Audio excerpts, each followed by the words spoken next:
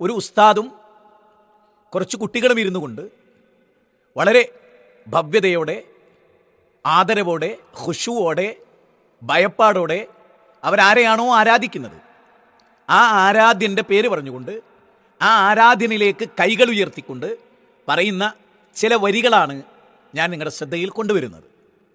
ആ പുരോഹിതനും ആ പുരോഹിതൻ്റെ കൂടെ ഇരിക്കുന്ന നിഷ്കളങ്കരായ, പാവപ്പെട്ട, എട്ടും പൊട്ടും തിരിയാത്ത, ശുദ്ധരായ, വെള്ളവസ്ത്രം ധരിച്ചിട്ടുള്ള, വെള്ളത്തലപ്പാവ് ധരിച്ചിട്ടുള്ള, വെളുത്ത മുഖമുള്ള, ആ ഹൃദയത്തിൽ കറ ബാധിച്ചിട്ടില്ലാത്ത ആ നല്ല മക്കളെ ഇരുത്തിക്കൊണ്ട് ഈ ഉസ്താദ് അവരെ കൊണ്ട് ഏറ്റി ചെല്ലിപ്പിക്കുന്ന വരികൾ എത്ര വേദനാജനകമാണ്, എത്ര വലിയ അപരാധമാണ്, എത്ര വലിയ നന്ദികേടാണ്. ആ വരികൾ നിങ്ങളൊന്ന് ശ്രദ്ധിച്ച് കേട്ടു നോക്കൂ. നോക്കണം ഞങ്ങളെ ശ്രീഹോരേ, നോക്കണം ഞങ്ങളെ മടവൂരേ, നോക്കണം ഞങ്ങളെ ശ്രീഹോരേ, നോക്കണം ഞങ്ങളെ മടവൂരേ, ഉങ്ങളിൽ തുണയില്ലാതൊരു തണലോ ഞങ്ങളില്ല പൂന്തവരേ, നോക്കണം ഞങ്ങളെ ശ്രീഹോരേ, നോക്കണം ഞങ്ങളെ മടവൂരേ, ഉങ്ങളിൽ തുണയില്ലാതൊരു തണലോ. പ്രിയപ്പെട്ടവരെ, നിങ്ങൾക്കാർക്കും ഇത് കേട്ട് വേദന തോന്നുന്നില്ലേ? ഇവിടെ പ്രവാചകന്മാർ നമ്മളെ പഠിപ്പിച്ചപ്പോൾ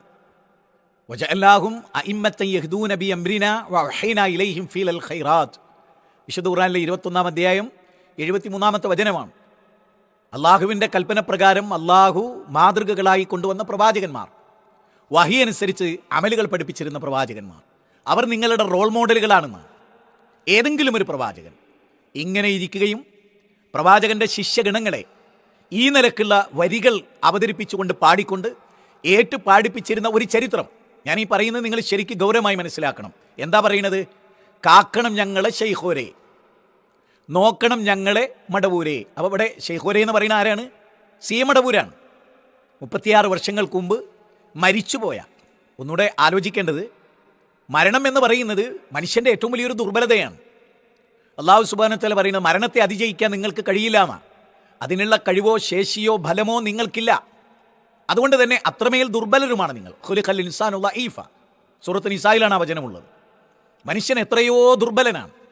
ആ ദുർബലരായ, ചെവിക്ക് പഴുപ്പ് ബാധിച്ച് പലപ്പോഴും പല കാര്യങ്ങളും അമലുകളും ചെയ്യാതെ ശോഷിച്ച് തളർന്ന് 10 വർഷത്തോളം ജുമയ്ക്ക് പോകാതെ ഒരു ദുർബലനായ മനുഷ്യനോടാണ് പറയുന്നത് കാക്കണം ഞങ്ങളെ ശൈഖോരെ, നോക്കണം ഞങ്ങളെ മടവൂരെ എന്ന് പറയുന്നത്. അടുത്ത 3-ാമത്തെ വരി എത്ര ഭീകരമാണ്!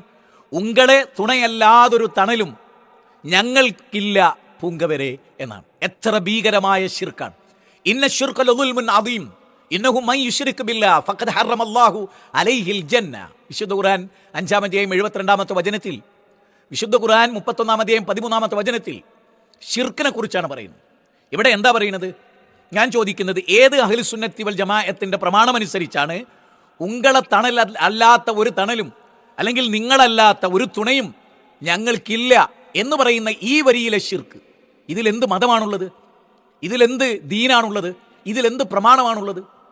മരിച്ചുപോയൊരു മനുഷ്യനെ, മണ്ണോട് മണ്ണ് ചേർന്ന ഒരു മനുഷ്യനെ ഇന്ന് കബറ് മാന്തിയാൽ ഒരു തലയോട്ടിയോ ഉടലോ അല്ലെങ്കിൽ ഒരു എല്ലോ ഒരു സ്കെൽട്ടനോ മാത്രം ബാക്കിയാകുന്ന അതുണ്ടാകുമോ എന്ന് സംശയമാണ്. അങ്ങനെയുള്ള ഒരു സൃഷ്ടിയെ വിളിച്ചാരാധിക്കുന്ന, നിങ്ങൾ ആലോചിച്ച് നോക്കൂ, ആ ചെറിയ നിഷ്കളങ്കരായ മക്കൾ, ആ കുട്ടികൾ, അവർ കയ്യുയർത്തുന്നു. ആരോടാണ് ആ കയ്യുയർത്ത്?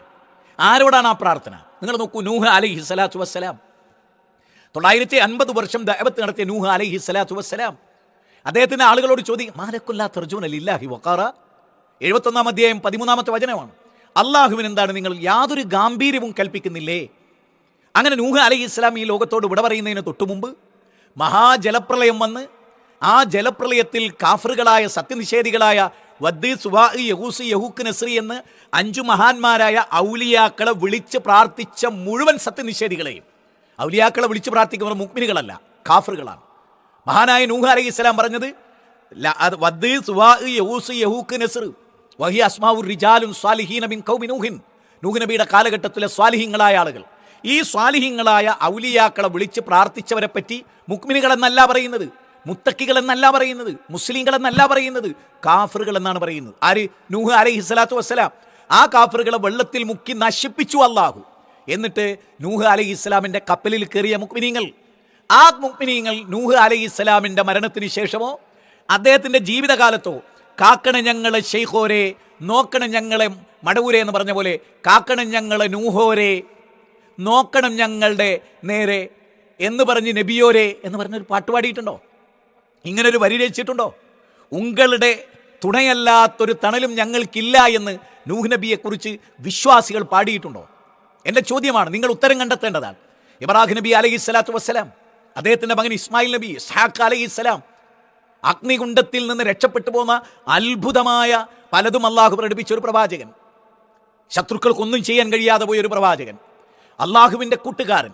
ആ ഇബ്രാഹിം നബിയെക്കുറിച്ച് കാക്കണ ഞങ്ങളെ ഇബ്രാഹിം നബിയെ എന്നോ നോക്കണ ഞങ്ങളിലേക്ക് എന്ന് പറഞ്ഞ് നബിയോരെ എന്ന് പറഞ്ഞ് ഉങ്ങളല്ലാതെ ഞങ്ങൾക്കൊരു തണലില്ലെന്ന് പറഞ്ഞ് അള്ളാഹുവേ നീയല്ലാതെ എൻ്റെ രക്ഷകനില്ലെന്നും ഞാൻ നിന്നിലാണ് ബലമേൽപ്പിക്കുന്നെന്നും അസ്ബി അല്ലാ എനിക്ക് അള്ളാഹു മതി എന്നും വിശ്വസിച്ച് പ്രഖ്യാപിച്ച ഇബ്രാഹിം നബിയെ ഇതുപോലെ ശിഷ്യന്മാരിരുന്ന് ഗുരുനാഥൻ ഇങ്ങനെ ചൊല്ലിക്കൊടുത്ത് ശിഷ്യഗണങ്ങൾ ഏറ്റുപറഞ്ഞ ഒരു ചരിത്രമുണ്ടോ? ഇവിടെ വെളുത്തു തുടുത്ത് ഒരു മൊയ്ലിയാരിയിരിക്കുന്നു അല്ലേ? നിങ്ങൾ ആലോചിച്ചു, എത്ര വലിയ ആരോഗ്യവും ശരീരവും ഒക്കെ അയാൾക്കുണ്ട്. അതെല്ലാം നൽകിയത് പടച്ചവനാണ്. ആ നാവ് നൽകിയത് പടച്ചവനാണ്. ആ സ്വരം നൽകിയത് പടച്ചവനാണ്. ഇന്നൽ ഇൻസാന ലിറബ്ബിഹി ലകനൂദ്, തൻ്റെ റബ്ബിനോട് എത്രമേൽ നന്ദി കെട്ടവനാണ് മനുഷ്യൻ. ഒരു കുതിരയുടെ ഉദാഹരണം പറഞ്ഞുകൊണ്ടാണ് അള്ളാഹു ഇത് പറയും. 100-ാം അധ്യായം 6-ാമത്തെ വചനത്തിൽ ഒരു കുതിരയുടെ ഉദാഹരണം പറഞ്ഞുകൊണ്ട് തീപ്പൊരികൾ പാറിപ്പിച്ച് സായാഹ്നത്തിൽ യുദ്ധഭൂമിയിലേക്ക് യജമാനൻ പുല്ലും വെള്ളവും കൊടുത്തു എന്ന ഒരൊറ്റ കാരണം കൊണ്ട് ആ യജമാനനെ ചുമന്ന് കാല് മുറിഞ്ഞാലും കൈമുറിഞ്ഞാലും തലയറ്റുപോയാലും ആ യജമാനനെ ചുമന്ന് രണഭൂമിയിലേക്ക് കുതിച്ചു പായുന്ന, കല്ലിൽ കാല് തട്ടി തീപ്പരി പാറിപ്പിച്ചു പോകുന്ന കേവലം ഒരു കുതിരയുടെ ആ കുതിര കാണിച്ച നന്ദി പോലും ഇൻസാനിനില്ല എന്നാണ് അള്ളാഹു സുബ്ഹാനഹു വ തആല പറഞ്ഞത്. എത്ര വലിയ കുഫ്റും എത്ര വലിയ ശിർക്കും ആണ്. ഇവിടെ ഞാൻ വളരെ ഗൗരവമായ ചില കാര്യങ്ങളാണ് നിങ്ങളോട് പറയാൻ പോകുന്നത്. മുമ്പ് എൻ്റെ ഒരു പ്രഭാഷണത്തിൻ്റെ ക്ലിപ്പ് മലപ്പുറം ജില്ലയിലെ പുത്തനത്താണിയിൽ ഞാൻ ജീവിക്കുന്ന കാലത്ത് പുത്തനത്താണിയിലെ 10ാം ക്ലാസ് വരെയുള്ള സമസ്തയുടെ മദ്രസയിലെ സദർ മുദരീസ് അയാൾ എൻ്റെ സ്റ്റേജ് കയ്യേറി എൻ്റെ ഉടുമുണ്ടുരിഞ്ഞു, കച്ചറയുണ്ടാക്കി, പോലീസ് സ്റ്റേഷനിലേക്ക് തോന്നിയാസം പറഞ്ഞു കൊണ്ടുവന്നു. അതിനിടയിൽ അദ്ദേഹത്തോട് പോലീസുകാർ വരെ മിണ്ടാതിരിക്കടാന്ന് പറഞ്ഞിട്ട് പോലീസുകാരുടെ മേലെ തട്ടിക്കേറി അങ്ങനെ അസഭ്യങ്ങളൊക്കെ പറയാൻ തുടങ്ങി. ആ മനുഷ്യനെ കുറിച്ച് പരാമർശിക്കവേ പണ്ട് ഞാൻ പറഞ്ഞു, ഇയാൾ സമസ്തയിലെ കുട്ടികളെ പഠിപ്പിക്കുന്നതിനേക്കാളും നല്ലത് ആ കുട്ടികളെ നിങ്ങൾക്ക് കൊല്ലലാണ് എന്ന് ആളുകൾക്ക് ഇതിൻ്റെ ഗൗരവം മനസ്സിലാക്കാൻ പറഞ്ഞു. ഞാൻ സത്യത്തിൽ ഇവിടെ വേദനിക്കുന്ന ഒരു കാര്യം, ഒരു ഉസ്താദ് ചെറിയ കുട്ടികളെ കൊണ്ട് ഏറ്റു ചെല്ലിപ്പിക്കുകയാണ്. എന്ത് വളരെ ഭക്തി പുരസ്സരം, നെഞ്ചത്ത് കൈവച്ച് മനസ്സൊക്കെ അങ്ങേയറ്റത്തെ ഭവ്യത കാണിച്ച് ആകാശത്തിലേക്ക് കൈ ഉയർത്തി കാക്കണ ഞങ്ങളെ ശൈഖോരെ എന്ന് പറഞ്ഞ് പ്രാർത്ഥിക്കുകയാണ്.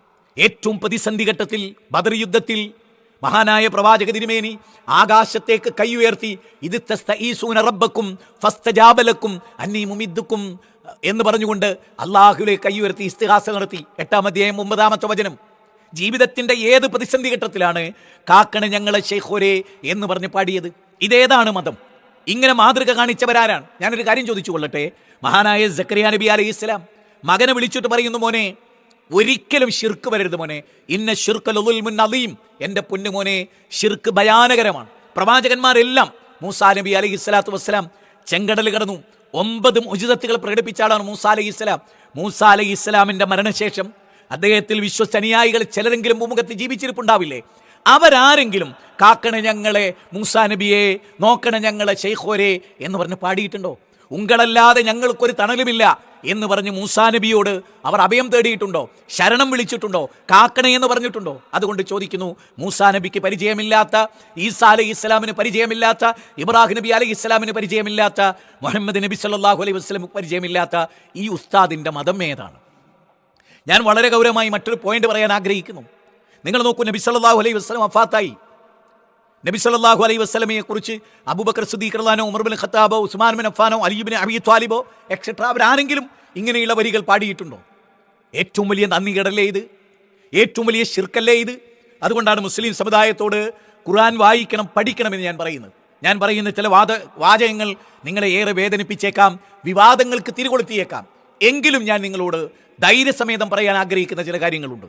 നിങ്ങളുടെ മകൻ ഒരു മദ്യഷാപ്പിലേക്ക് കയറിപ്പോകുന്നത് കണ്ടാൽ നിങ്ങൾക്ക് വേദനയുണ്ടാകുമോ? വളരെ ഗൗരവമായി ഞാൻ ചോദിക്കാം. സമസ്തയിലെ AK സുന്നികളോട് ഞാൻ പ്രത്യേകിച്ച് ചോദിക്കുന്നു, നിങ്ങളിൽപ്പെട്ട ഒരു മകൻ, ഒരു സഖാഫിയുടെ മകൻ, ഒരു ഫൈസിയുടെ മകൻ, ഒരു ദാരിമിയുടെ മകൻ, അങ്ങനെയുള്ള നിങ്ങളുടെ ഒരു മകൻ കള്ളിഷാപ്പിലേക്ക് കയറിപ്പോകുന്നത് കണ്ടാൽ നിങ്ങൾക്ക് ദുഃഖമുണ്ടാകുമോ? നിങ്ങൾക്ക് വേദനയുണ്ടാകുമോ? അവൻ കേടുവരുമെന്ന ഭയപ്പാടുണ്ടാകുമോ? ഉണ്ടാകുമെന്നാണ് നിങ്ങളുടെ ഉത്തരം.